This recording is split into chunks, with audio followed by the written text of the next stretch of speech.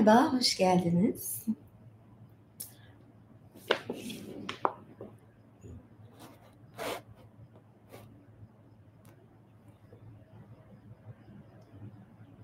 Selamlar herkese. Uzun zamandan sonra canlı yayın. Geçen hafta bir band kaydı yapmıştım. Bir band kaydı yayınlamıştım. Hoş bulduk. Kraliçeniz hoş geldi. Ay ağzımdaki şu sakızı çıkarayım.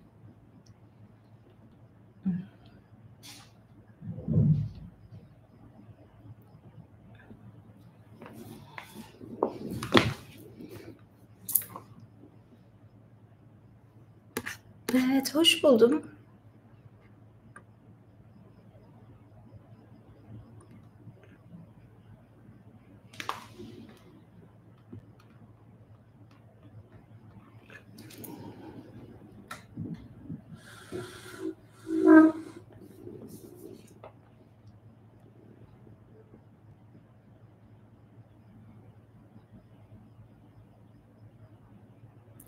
Çok bakmadım açıkçası mesajlara. Zaten tatildeydim.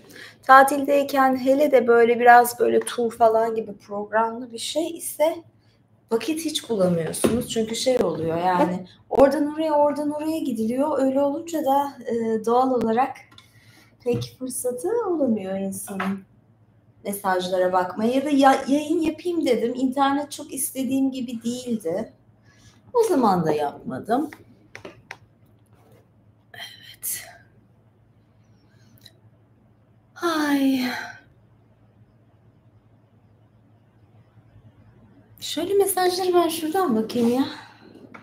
Bu arada bildireyim yayında olduğumu, değil mi? Çünkü duyuru yapmam gerekiyor.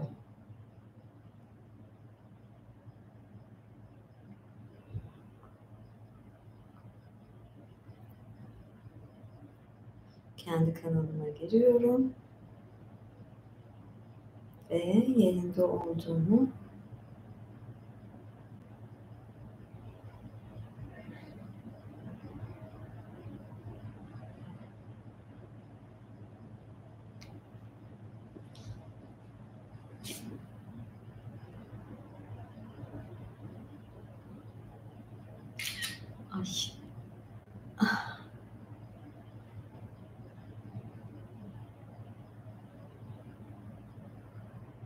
Merhaba, şu anda YouTube'da canlı yayındayım. Bu linki tıklarsanız yayını canlı izleyebilirsiniz. Görüşmek üzere. Merhaba, şu anda YouTube'da canlı yayındayım. Bu linki tıklarsanız yayını canlı izleyebilirsiniz. Görüşmek üzere. Evet. Tamamdır. Şimdi biz bize kaldık. Evet, İmparator yayını olacak bu gece. Ayrıca Kıdemli Savaşçı yayını da olacak. Ben de bir yandan sizin sorularınıza da daha rahat cevap verebilmek için telefonumu açayım en iyisi. Merhaba, şu anda YouTube'da canlı. Bu ses tonuyla yapayım yayını, böyle devam edeyim.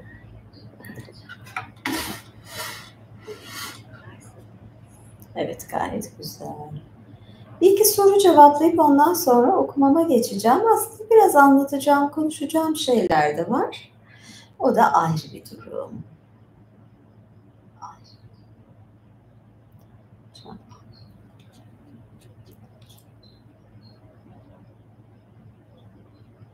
Evet. Hello. Evet, bir soru sorulmuş. Bakayım.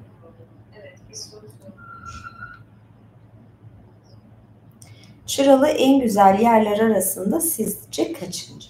Şimdi ben Çıralı'ya birkaç senedir gitmedim. Birkaç sene önce gittiğim zaman durumu iyiydi yine de. Yani bizim yoga inzivaları hep Çıralı'da oluyordu. Ve ben Çıralı'yı severim. Şöyle söyleyeyim, Adrasan çok bozuldu. Çıralı hala düzgün.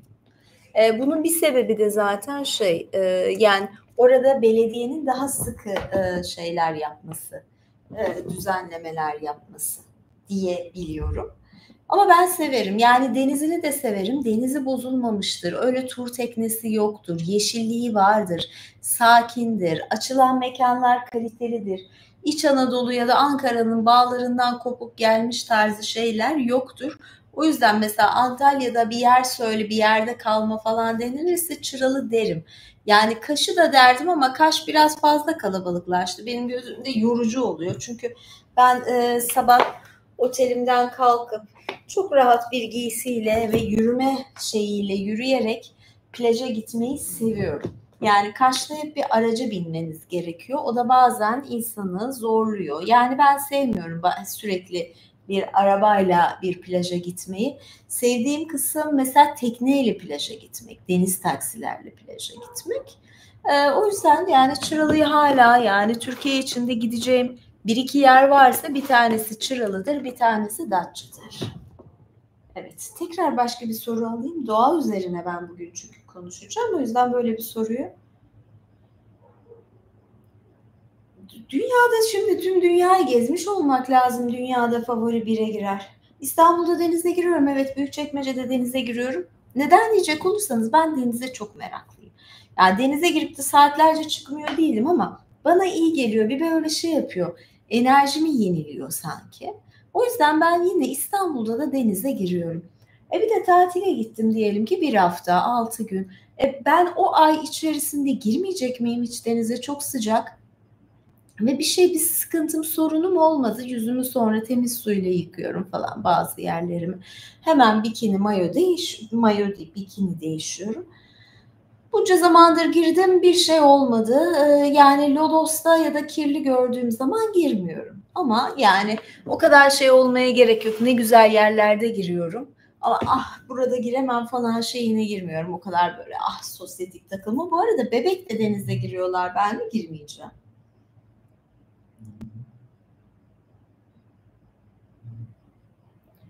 Araba sevmiyorsam tahterevan. Araba neden sevmeyeyim ne bakımdan? Sizin için 17 saat ağır işlerde çalışmak istiyor. Benim için 17 saat ağır işler. Ya zaten bugün güzel, şu anda şimdilik şey yapacağım ama okuyacağım. Dünyayı gezenler Çıralı top 3 demiş. Ya şimdi dediğim gibi Çıralı güzel gerçekten. Ama ben şimdi orayı kaç defa gittim kaldım ya, yeni yerler görmek istiyorum. Ve Yunanistan benim hep şeyim. Hep her seferinde farklı bir Yunan adasına gideyim falan. Yani benim meraklı olduğum şey, en çok istediklerimden bir tanesi de Zakynthos zaten. Onu da söyleyeyim. Ay, bu arada bu mavi resim orada uyumadı. Arka fonda.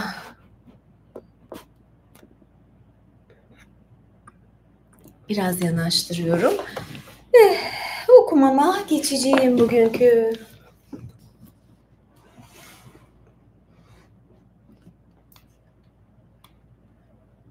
Dünya çapında ayakların bir numara. Kaçıncı görüyorsunuz diyorsun. Yani insan kendi ayaklarına ve benim gibi benim yapıda olan biri buna şey der mi? 3, 5, 10. O zaman bir kim? Bir diyeceğim tabii ki. Ama tabii sonuçta hepimiz ölümlüyüz. Bir gün ölüp gidince hiçbir şey kalmayacak geriye. Sadece hatıralar dışında böyle de bir durum var.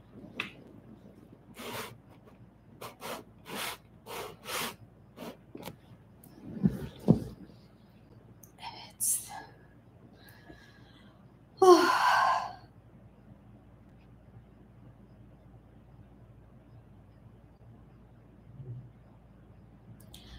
Yani şimdi evet, herkesin ayağını görmek lazım. O yüzden ben böyle çok iddialı şeyleri sevmiyorum. Bazen eğlencesine diyorum dünyanın bir numarası. Bir de insanın sevdiği yer şey için yani bunu öyle de hisse kapılabilir.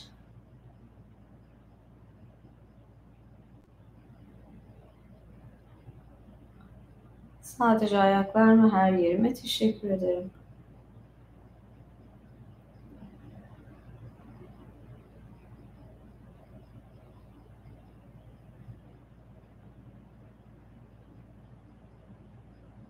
Falan filan. Koltuğun yeşil tonu ben de seviyorum ya. O yüzden de zaten şey yapmışımdır.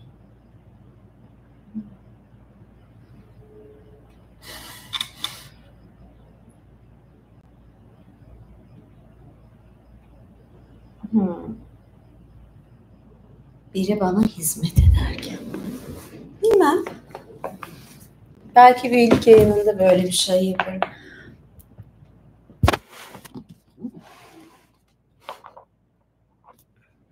Evet.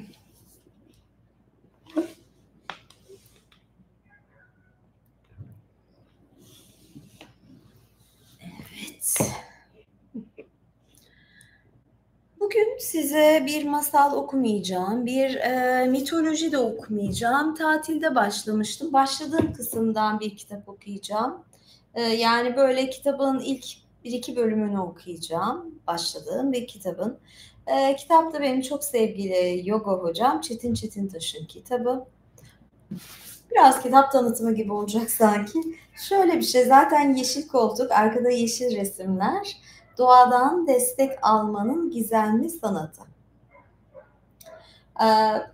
Dediğim gibi daha aslında çok yeni başladım. Tam başladım bile denemez. Çünkü plajda insan rahat kitap okuyamıyor. Yani plajda yanıma ince kitaplar alırım. Çok beni yormayacak kitaplar alırım. Buna da tesadüfen zaten elime geçince zaten istiyordum. Başladım ama size kısa bir kısmını okuyacağım. Fikir de verir, birazcık da tanıtma şeklinde olur diye düşünüyorum. Ve çünkü doğadan destek almanın gizemli sanatı diyor ya, şimdi size bir şeyden bahsetmek istiyorum. Dönüş yolundayken Yunanistan'dan, Kavala'dan dönüyoruz. Daha doğrusu Tasos adasındaydık. Tasos'tan önce Keramoti limanına geliyorsun. Keramoti zaten Kavala bölgesinde. Kavala'dan da sınıra gideceğiz. Dede Ağaç'a hiç uğramıyor ama yani Yunanistan'ın Makedonya bölgesi orası. Ben önce geçen sene de mesela orada bulunmuştum. Orada bulunduğum zaman yani geçen sene de Temmuz'da hatta bulunmuştum orada. Olmuştu, şu siyah şeyine bakayım. Evet, biraz gözlüğü çıkarayım. Geçen sene de ben orada bulunduğum zaman bir böyle şakır şakır yağmur yağmıştı. Dönüş günü de bir baktık zaten hava kapandı, yağmur yağacakmış. Döndüğümüzde de Kavala bölgesinde bayağı yağmur yağmıştı. Yerler ıslaktı. Sonra yine yağmur yağdı. Hava durumuna baktım. Türkiye'de yağmur olasılığı var. Gelebilir işte gözüküyor. Hafta sonu falan.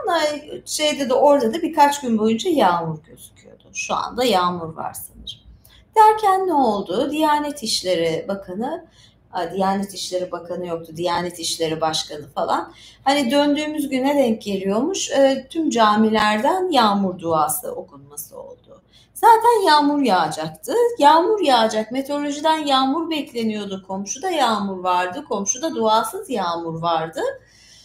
Ne oldu? Bizimkiler de dua ettiler. Aman yağmur gelsin diye, yağacak yağmur için. Dua edince bilmiyorum, kaçtı mı, gitti mi, ters mi tepti? Yani yangın söndürme uçağı alınacağına ya da orman korucuları tekrar devreye gireceğine, daha fazla önlemler alıp ormanları koruyup, yeşili koruyup daha fazla yağmur yağdırılacağına böyle bir önleme gidildi ülkemizde.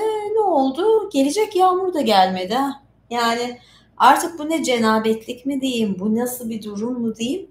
Yani duayla falan bu işler olmuyor. Yani artık nasıl bir dua edildiyse gelecek yağmur yağmadı. Ya da artık ülkenin İstanbul'un üzerinde, sadece İstanbul'da da kalmıyor. Tüm Türkiye'nin yağmura ihtiyacı var. İzmir'in falan daha çok ihtiyacı var. Artık nasıl yani yağmadı. Şunu da söyleyeyim, yani İstanbul'a yağsa zaten kanalizasyonla tekrar denize gidiyor. Yani o yağmurdan biz ne kadar faydalanıyoruz? Barajlara yağması lazım. Ama tüm bölgelerde de yağdığı zaman iyi bir yağmur hasadı yapılması lazım. O yağmurun toplanması lazım.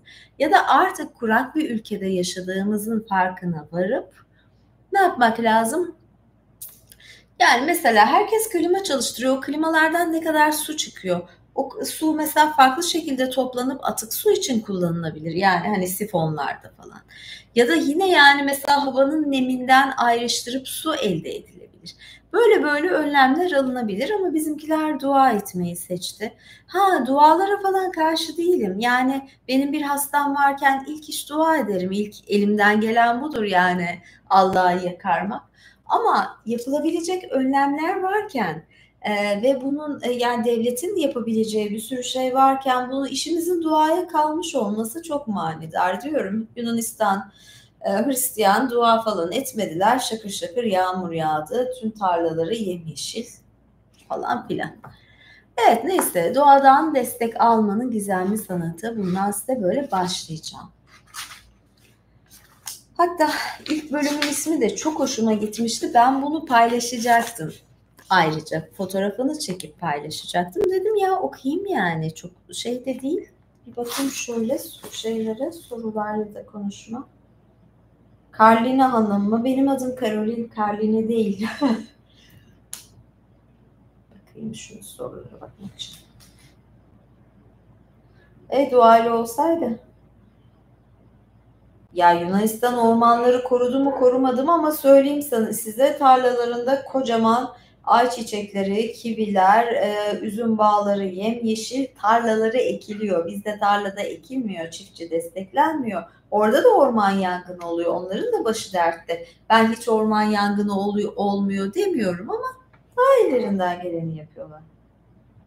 Yo benim oraya da hatta ben tam gelirken benim evin önüne yağdı. Başka yere yağmadı. Bana yağmur yağdı. Ama bu yağmur yetmez yani. Sonra toprak hemen kurudu. Benim önüme yağmış olması önemli değil. Önemli olan barajlara yağmış olması.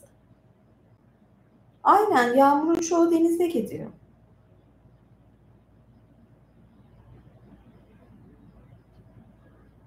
Yani üç tarafımız denizlerle çevrili. Arıt kullan çok pahalıya mal oluyor deniyor falan ama yani bir sürü şey var.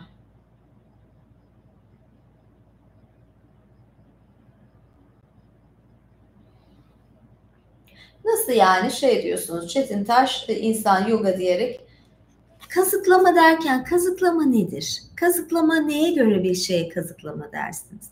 Yani eskiden Boğaz Köprüsü'nü satarlarmış. Ne yaparlarmış? İşte size köprüyü satacağım diye. Ya da mesela bir hayal taciri olur, başka şey olur. Biri hasta olur, seni iyileştireceğim der. İyileştirmek için para alır, iyileşmez insan. Bunların hepsi kazıklamadır, şarlatanlıktır, dolandırıcılıktır. Çetin ne yapıyor?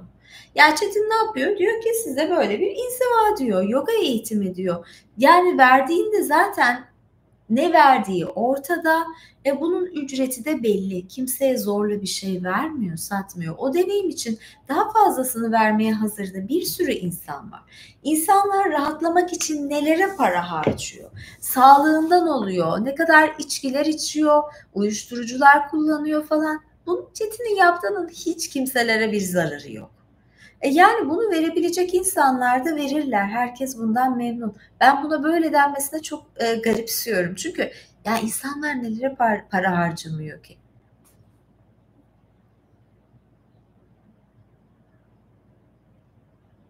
Yani ayrıca şöyle söyleyeyim YouTube kanalında bir sürü ücretsiz video var.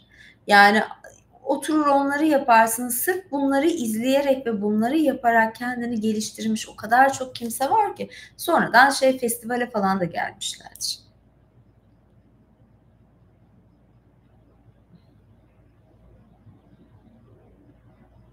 Tarikat falan diyorsunuz. Yani dediğim gibi yani onu tanımadan konuşmak gerçekten çok saçma. Ben iyi ki tanıdım dediğim bir insan. Benim hayatımda da çok güzel dokunmuştur. Yani çok güzel şeyler katmıştır. Çok güzel dostluklar katmıştır. Ben o yüzden çok severim ve olunca da anlatırım durumu yani.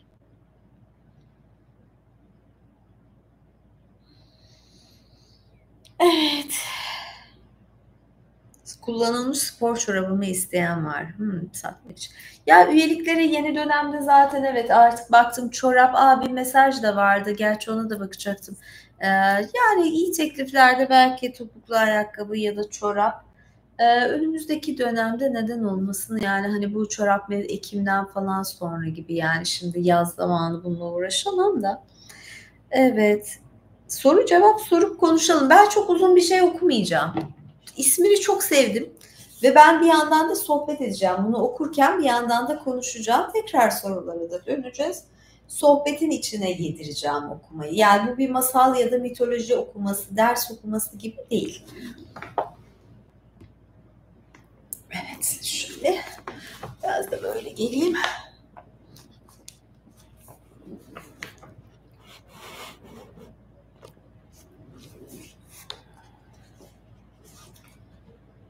Taş ve su. Şimdi Ten ve Taş diye bir kitap vardı. Bu mimariyi anlatıyordu. Mimari dokuları anlatıyordu. Ten ve Taş ismi çok hoşuma gitmişti. Burada taş ve sudan bahsediyor. Taş da aslında benim çok şöyle diyeyim. Ben taşlı deniz severim. Herkes bilenler bilir. Yani kumlu denizden hoşlanmam. Girerim. Her tür denizi çok sevdiğim için girerim. Ama benim olayım taştır, kayadır yani. Böyle denizi daha çok seviyorum. Ama akarsuda da taşlar, kayalar her zaman ilgimi çekmiştir. Beni neden diyecek olursanız o kadar eskiler ki. Diyorum bu taşın bir dili olsa da konuşsa, kim bilir neler neler duymuştur, üzerinden kaç insan geçmiştir ve nelere şahit olmuştur. Binlerce yıldır orada mesela. Kimisi parçalanmıştır bir şeyden sonra. Düşün binlerce, 3000 yıl oradasın. Sonra artık dalgalar döve döve seni bir şeyde parçalanıyorsun falan. Yani bunları çok düşünürüm. Çetin de bunlarla ilgili de biraz da yazınca böyle de ilgimi çekti. Diyor ki bir kayanın yanına sessizce oturduğunda belki milyonlarca yıl süren bir sessizliğe eşlik edersin. Zaman orada başka türlü akar ya da hiç akmaz. Kaya zamanı yutmuştur. Geçmişin ağırlığını taşır ama onu yüklenmez. Ne de olsa kayanın derdi ne geçmiştir ne de gelecek. O sadece olur. Ne kadar güzel değil mi? Yani aslında bizim de bazen kaya gibi olmamız gerekiyor. Yani o özellikle çünkü bir sürü şeye şahit ama sadece öyle duruyor yani. Oluyor. Oluş hali işte. Senden daha yaşlıdır o taş. Senden daha fazla görmüş, var olmuştur. Ne fırtınaları, ne doğumları, ne ölümleri. Üzerinde sürünen hayvanları, ayak basan insanları, etrafında kök salan bitkileri, tepesine düşen yıldırımları, hepsini saklar içinde ama hiçbiriyle bir derdi yoktur. Çünkü o sadece olur. İşte aslında olmamız gereken hal, meditasyon halinde böyle bir şey. Taş sana önemli olmayı değil, gerçek olmayı öğretir. Taş olduğu gibidir. Ne daha fazlası olmak ister, ne eksilmekten korkar. O sadece vardır. O varlığıyla öğretir. Bazen hiçbir şey söylemeden en büyük bilgeliği sunabilirsin. Bazen sadece durarak bir dağa dönüşebilirsin. Günün sonunda önemli olan olmaktır.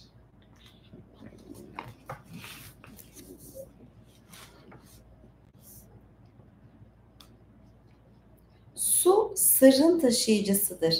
Yani sıra bir aynadır, yansıtıcıdır.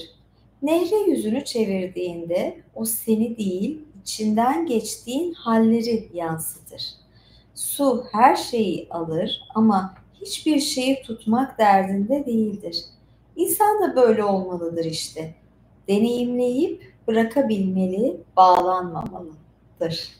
Dırıdan ekledim. Yani o taş olma hali ve ondan sonra su olma hali. Bir derenin kenarındayken zaten hissettiklerinizi düşünün. Yani ben çok düşünürüm ve orada ayrı bir şeye geçerim, hislere geçerim. Hatta şimdi Çıralı'dan bahsetmişken bizim yoga inzivalarımız da orada oluyordu, festivallerde oluyordu. O yüzden de Çıralı'yı ayrıca severim. Bir de Çıralı'nın tepesinde bilir misiniz Ulupınar diye bir yer var. Oradan çok güzel sular akar ve kayalar. Tam ben oradaki Ulupınar'a geldiğim zaman midem bozulmuştu Olimpos'ta zehirlenmiştim. Bir arkadaş beni çıkardı falan yani ben de böyle biraz daha kendime geldim ve Çıralı'ya taşınacaktım. İlk Çıralı'ya gelmem Olimpos'ta hasta olup Çıralı'yı keşfetmekle oldu. Yani Olimpos'ta bir şu an yanan, şu an açık olmayan bir yerde zehirlendim. Yürüdüm sahilde. Bir baktım böyle çok güzel yerler var. Yeşil yeşil ve çok ferah. Olimpos'ta ben çok daralmıştım, sıkılmıştım, gelmişlerdi bana. Ay çok ferah, yeşillik, ay ne güzel, ne huzurlu, ne tatlı dedim.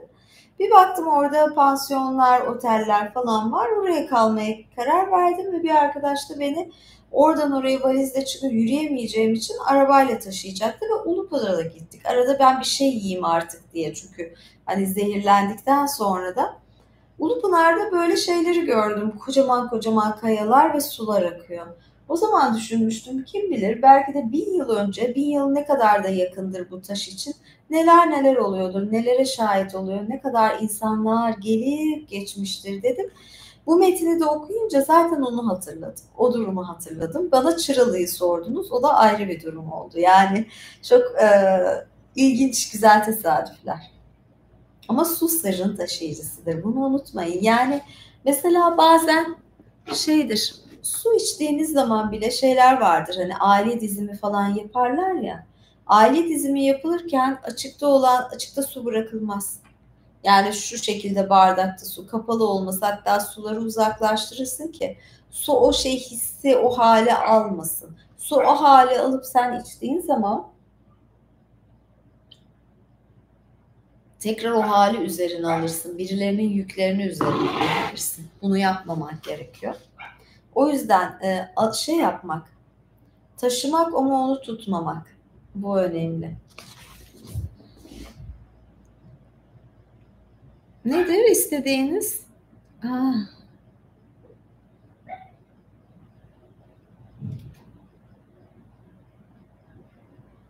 Hmm. Evet.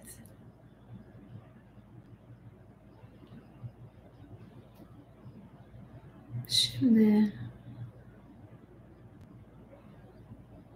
kışı şey yapan var. Kimisi yazı ister, kimisi kışı ister. Ne diyeyim? Yani şey gibi, biraz daha devam edeceğim okumaya.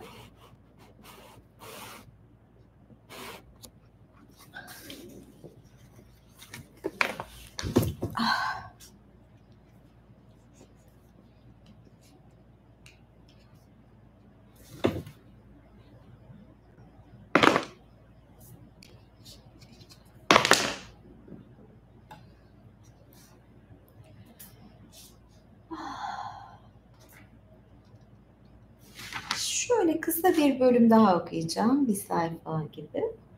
Yürürken bastığın zemin, içine çektiğin hava, yediğin meyve, gözüne ilişen bir çiçek, pencerene konan bir kuş, önünden geçen bir kedi, üzerine yağan yağmur, izlediğin gökyüzü, hepsi seninle konuşur. Üstelik sen farkında olsan da olmasan da. Yüz binlerce yıllık en eski dilden konuşurlar seninle. Hatırla. Yazıyı da dilleri de çok sonra icat ettik. İnsanoğlunun ana dili sonradan icat edilen Türkçe, Almanca, İngilizce, Fransızca, Çince olabilir mi? Bunlar kültürdür. Kültürle, medeniyetle inşa olan kazanımlarımızdır. Tasarladığımız, isimlendirdiğimiz, kurguladığımız bir kültür. Ayrıca bunları bile icat ederken kullandığımız çok daha eski bir zekaya ve çok daha kadim bir lisana sahibiz. Sonradan öğrendiklerimizle bile silinmeyecek olan bir lisana. Dolayısıyla doğayla arketipler üzerinden kurduğumuz güçlü bir zekayla ve derin bir sezgiyle dolu, silinemez ve yok edilemez olan bu lisanla zaten yaşamaya devam ediyoruz hala.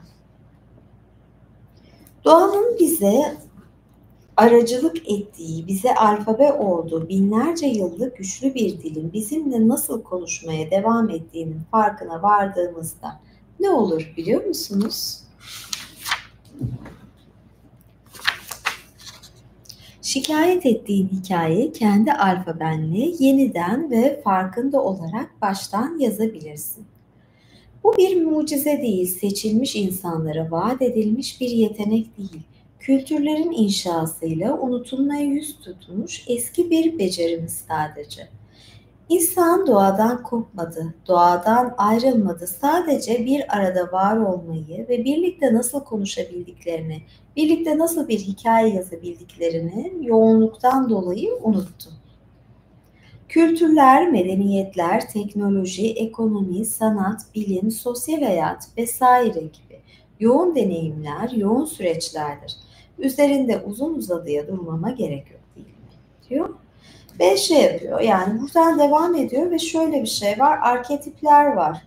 Yani hayvan arketipleri var. Mesela bir gün belki bundan şey yaparız. Ya da şöyle bir oyun oynayalım mı? Bu arketiplerden size kısa bir örnek verip başlangıcını okuyacağım. Ama şöyle bir şey yapalım.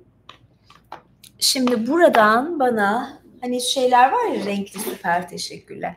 Bir sayı istiyorum ama sayının kaçla kaç arasında olacağını söyleyeceğim size.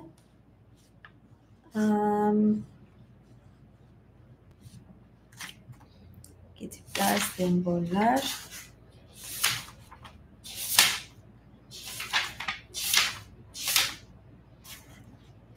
Şöyle söyleyeyim size, 75 ile ağaçlar falan da var. 75 ile 300 arasında bir sayı istiyorum. Bana ilk sayı yazanın ama süper teşekkürle yazanın söylediği numarayı okuyacağım. Süper teşekkürle ama ilk numarayı da şimdi bir bakayım, eğer öyle gelmezse 184, 188. Evet, 184 şu anda ilk ama bir de böyle renkli teşekkürler var ya. Hani ben de işi motivasyon ve şey olsun diye böyle bir şey yapıyorum. Yani hani işi biraz zorlaştırıyorum. Yoksa ama bakacağım 3 dakika içinde gelmezse ya da 5 dakika içinde 184 okuyacağım.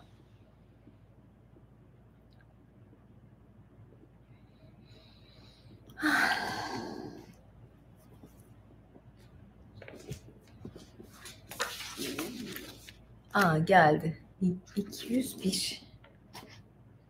201, 184'ü ne varmış onu da bakayım merak ettim. İlk gelen çünkü. Şimdi 201'e bakalım. Bir şeyin son sayfası hangisi okunur? 201. 201'de keçi var. Keçinin son kısmı var. Keçi arketipi. Mesela şöyle diyor. Ben başına da şey yapayım ve sonra şey yapacağız.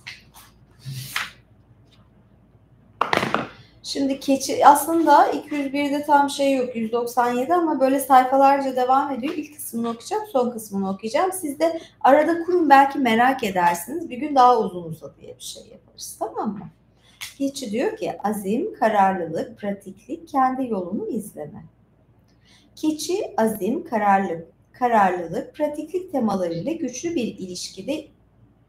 bir şekilde ilişkilidir. Dağcılıkla özdeşleşmiş bir varlık olan keçi, yüksek dağları tırmanırken gösterdiği müthiş dayanıklılık ve kararlılık ile tanınır. Keçi hayatının çoğunu zorlu ve engebeli arazilerde geçiren sabırlı ve azimli bir varlıktır. Bu özelliği arketipler bağlamında insanın büyük hedeflere ulaşmak için ne kadar büyük bir azim ve kararlılık göstermesi gerektiğini simgeler. Diyor ki hani hangi engel olursa olsun keçi devam eder kısmına. 201'de de şöyle bir şey var. Sembollerle keçi arketipini hayata geçirmek, taşımak. Keçi arketipini günlük hayatına entegre etmek için kullanacağın semboller hem kararlılığını hem de pratik şekilde ilerleme gücünü pekiştirir. Keçi hem toprağa hem yüksekliğe bağlı bir varlık olduğu için sembolleri de iki kutbu birleştiren niteliktedir. Yüksek dağ figürleri veya zirve görselleri. Böyle kısım. Yani şöyle söyleyeyim, keçi deyince 1, 2, 3, 4, 5, 6 sayfa var. Yani bununla ilgili, bunu hayata geçirmekle ilgili hem zaten şeyler üzerinden gidiyor. Ateş, hava, su, toprak. Yani ve bunların ateş, hava, suyun içindeki bu elementlerdeki arketipler ve bu elementlerin hayvanları şeklinde. Belki daha sonraki bir bölümde daha uzun da şey yapabiliriz. Bu böyle tatil dönüşü biraz da sohbetle ilgili bir programda. Belki buradan kitabı okuduktan sonra beğendiği bir arketipi farklı bir şekilde de size okurum ya da özel bir video yaparım.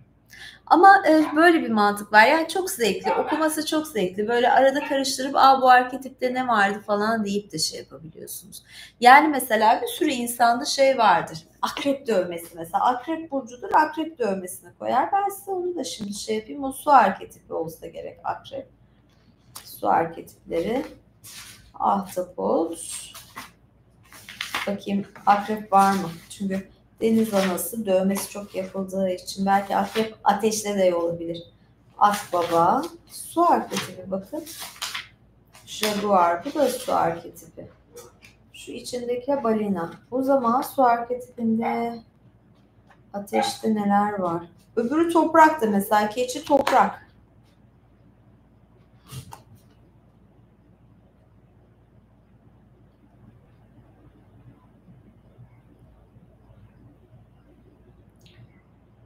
Uğur böceği, koç dedi. Yani ama akrep var mı acaba ya? Arı. Ay hamam böceği kim onun dövmesini yaptırır ki en korktuğum şey. Çok ilginç hayvanlar var.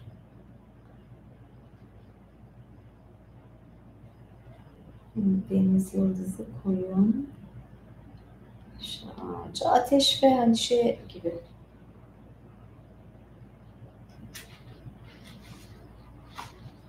Evet galiba akrep yok. Bakacağım şurada içindekilerde var mı?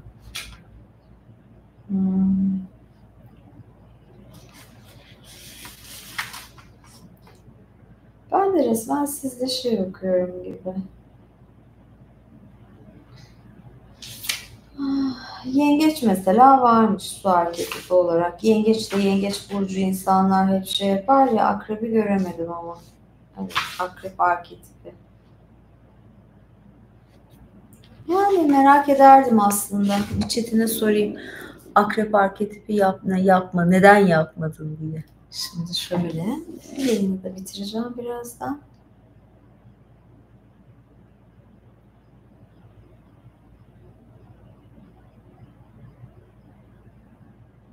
Benim piramitlerimde mi çalışmak isterdiniz çöl sıcağında? Normal şeyde de çalışabilirsiniz, evet. Arı sokmuştu, kalçamdan soktu şuradan. Yani tam bayağı buradan soktu. Şey oldu ya, biraz daha dolgunlaştı sanki. 1 kilo almışım, onu verdi. Yani şey geçti ama yani 3 gün falan şey yaptı, beni zorladı yani, böyle şişti hafif orası, kaşındı. Yani böyle şey, bikinimin yanından ısırmış. Otobüste bir beni ısırdı yani, dışarıdayken otururken ısırdı. Yani Tasos'ta bir şey yemek bayağı arılardan zor oluyor. Sürekli kahve yakıyorlar arıları uzaklaştırmak için. Yani nereden bal alacağını biliyor diyorlar yani arıda.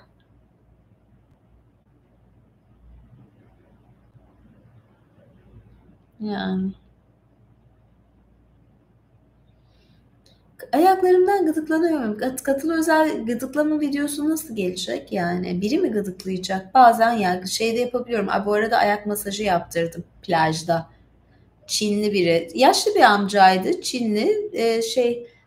Hatta onu çektim yani, 2 ayağımı. Böyle önce kumları temizledi ki ben de yıkamıştım. Sonra bayağı böyle değişik bir teknikte ayak masajı yaptı, refleksoloji. Gideceğimiz için çok uzun yaptırmadım, 15 dakika. Ama daha uzun ayak masajı yaptırmayı düşünüyorum. Belki tüm seansı da çekerim yani, onu yüklerim üyelere. Eğer bir satış yapacak olursam, çorap satışı, bu Patreon olur. Birinci plan öncelikle Patreon full paket olur. Daha sonra YouTube İmparator olur. Yani bunlardan biri, en üst paketler olur tabii ki, yani alt paket olmaz. Evet. Yani yok üye ayak gıdıklama, ama ben kim gıdıklayacak yani, ben ayak masajı o yüzden şey yapıyorum. Bu da tabii ki üyeleri olacak. Evet. Neyse, bir gün bu arketipleri, özellikle bir hayvanı şey yapıp belki o hayvanın resmini yaparken falan ayrı bir video olarak yapabilirim. Çok zevkli olur diye düşünüyorum. Ve yayını kapatıyorum. Neredeyse 40 dakikadır konuşuyorum. Hemen yayından sonra kıdemli savaşçılara ve sonra imparatorlara canlı yayınım olacak. Görüşürüz. Öptüm. Bye bye.